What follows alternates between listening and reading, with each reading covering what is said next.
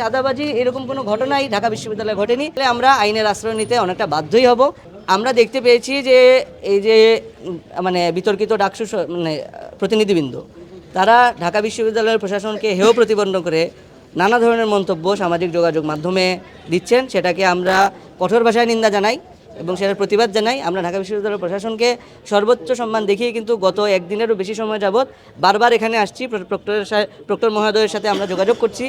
তো আমরা প্রক্রিয়াকে সম্মান জানিয়েই আমাদের সকল কার্যকলাপ নির্ধারণ করব এবং আমরা প্রক্টর মহোদয়কে জানিয়ে এসেছি যে তারা যদি এইসব বিষয়ে ট্রান্সপারেন্সি নিশ্চিত না করেন এবং এই যে গুজব এবং অপপ্রচারের যে মহল চলছে সেটাকে ওনারা থামাতে সচেষ্ট না হন, তাহলে আমরা আইনের আশ্রয় নিতে অনেকটা বাধ্যই হব।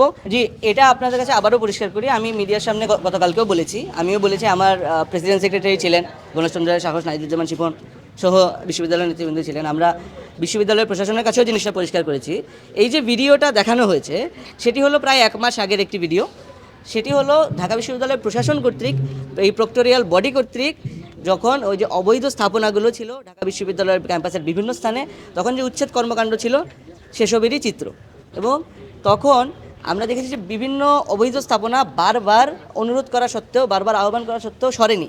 তখন এই যে কর্মকাণ্ড সেটার সাথে সচেতন যে শিক্ষার্থীরা আছে তারাও যুক্ত হয়ে প্রক্টোরিয়াল টিমের সাথেই কিন্তু কাজ করেছে। সেখানে পুরানো ঘটনা ঘটেছে কিংবা ভাঙচুরের ঘটনা ঘটেছে, তার সাথে কিন্তু সম্পূর্ণটা দায় প্রক্টোরিয়াল টিমের। তো সেটা কিন্তু আমাদের প্রশাসনও স্বীকার করেছেন যে প্রক্টোরিয়াল টিমের ওই রকম কর্মকাণ্ড চলছিল এবং সচেতন শিক্ষার্থীরা তাদের সাথে কাজ করেছে। তো সেটার সাথে চাঁদাবাজির কোনো সম্পর্কই নেই এবং চাঁদাবাজি এরকম কোনো ঘটনাই ঢাকা বিশ্ববিদ্যালয়ে ঘটেনি। সেটা আমরা যেমন প্রশাসনকে অবহিত করেছি, প্রশাসনও আমাদেরকে নিশ্চিত করেছেন যে এ ধরনের কোনো সুনির্দিষ্ট অভিযোগ তাদের কাছে এখনো। আশা করি আপনাদের প্রশ্নের উত্তর পেয়েছে।